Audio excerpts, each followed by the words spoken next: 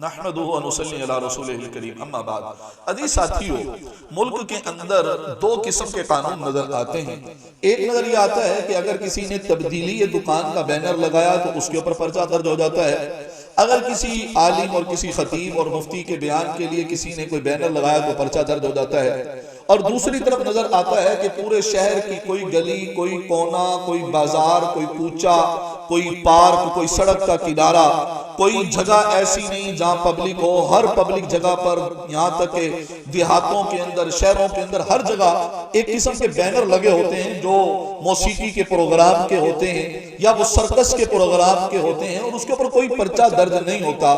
یہ دوہرا قانون آخر کیوں ہے؟ اس کی کیا وجہ ہے؟ مجھے سمجھ نہیں آتی۔ کیا موسیقی یہ روح کی غذا ہے؟ کیا موسیقی سننا ثواب ہے؟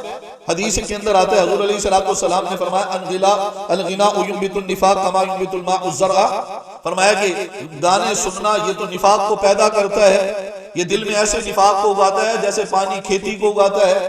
تو کیا ان کو اتنی اجازت دی جاتی ہے کہ ہر جگہ ان کے بینر لگیں، ہر جگہ ان کی تشہیر کی جائے اور ان کو کچھ نہ کہا جائے؟ اور اگر کوئی عالم، کوئی مفتی، کوئی خطیب، کوئی ادیب، کوئی مقرر کہیں کوئی دینی جلسہ ہو تو سب سے پہلے تو اتنے آئی ڈی کارڈ لے کر آؤ، فلاں جگہ جاؤ، دور دراز جا کر جو ہے آفیسرز کے پاس جا کے ان کے جو ہے آفس کے باہر گھنٹوں بیٹھے رہو، اور اس کے بعد منت سماجت کرو، اور پھر وہاں سے اجازت لو، پھر وہ کئی پابندیاں بتائیں گے، یہ ہوگا یہ ہوگا۔ ان ساروں کو کرنے کے باوجود بھی جب آپ کوئی جلسہ کرنے لگے تو ایجنسیاں دوڑ دوڑ کے آتی ہیں۔ کئی علماء کو جلسے کروانے کی وجہ سے 4 شیڈول میں ڈال دیا جاتا ہے، اور یہاں اتنے بڑے بڑے سرکس قائم ہوتے ہیں اور اتنے بڑے بڑے موسیقی کے پروگرام ہوتے ہیں، اور وہ بھی ڈنکے کی چوٹ پر ہوتے ہیں، جن کے سپیکر اتنے اونچے ہوتے ہیں الامان والحفیظ کے 3-3 4-4 کلومیٹر تک آوازیں جاتی ہیں۔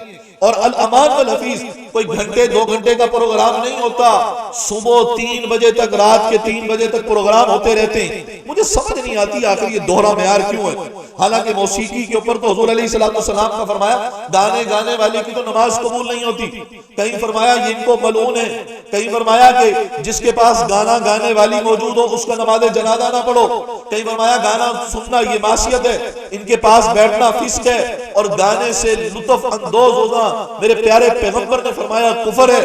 آپ اندازہ لگائیں آج کیا ہو رہا ہے۔ ہمارے یہاں پر مسجد کے بالکل پاس سرکس لگی، وہ امام صاحب کہتے ہیں صبح 3 بجے تک، تہجد کے ٹائم تک یہ لوگ اتنی زور سے گانے بجاتے ہیں کہ الامان والحفیظ۔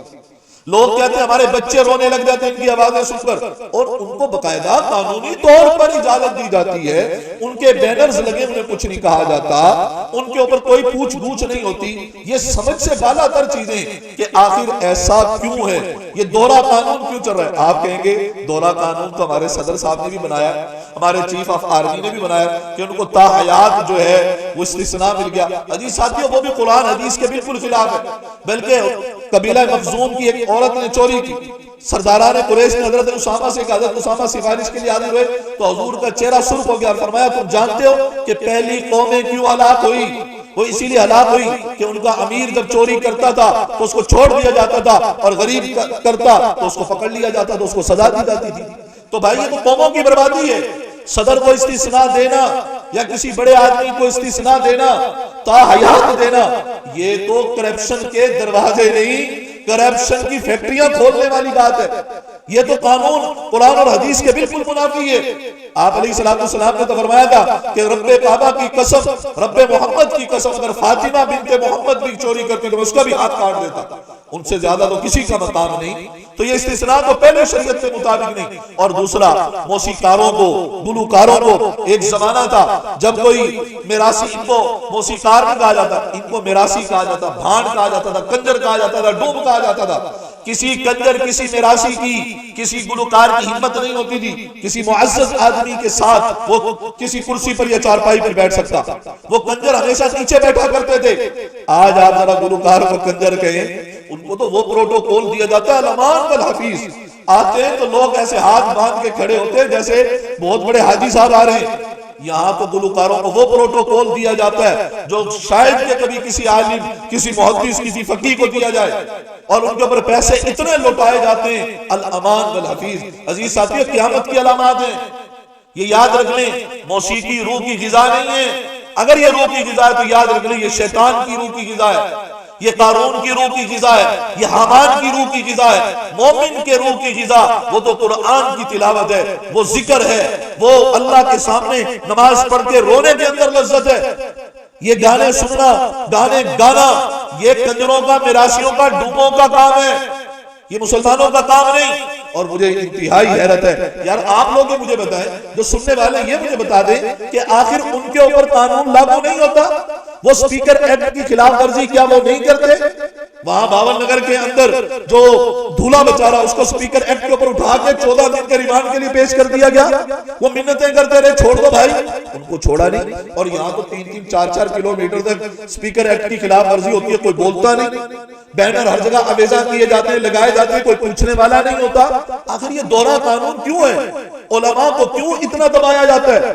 آج عوام تنگ ہے، تاجر تنگ ہے، وکلاء تنگ ہیں، بھائی آفیسرز خود تنگ ہیں، عام مزدور آدمی تنگ ہے، ریڈی والا تنگ ہے، مہنگائی اتنی کہ الامان والحفیظ، اور حکومت سیاستدان تنگ ہے بھائی، باقی تو چھوڑے، آج سیاستدان بھی تنگ آئے پڑے ہیں۔ خدا کا خوف کریں اور کوئی اسلامی قانون لے کر آئیں، اور وہ قانون لے کر آئیں جو امیر غریب کے لیے برابر ہو، جس میں صدر کو استثناء نہ ہو، جس میں چیف آف آرمی کو استثناء نہ ہو، جس میں جو ہے میراسیوں کو، کنجروں کو، ڈوم کو، ان کو استثناء نہ ہو۔ خدا کا خوف کریں، علماء کے پروگرام ہو، کوئی نیک پروگرام ہو، اس کے اوپر تو آپ FIR درج کر دیں، اور یہاں جو کچھ مرضی ہوتا رہے ان کو پوچھیں نہ۔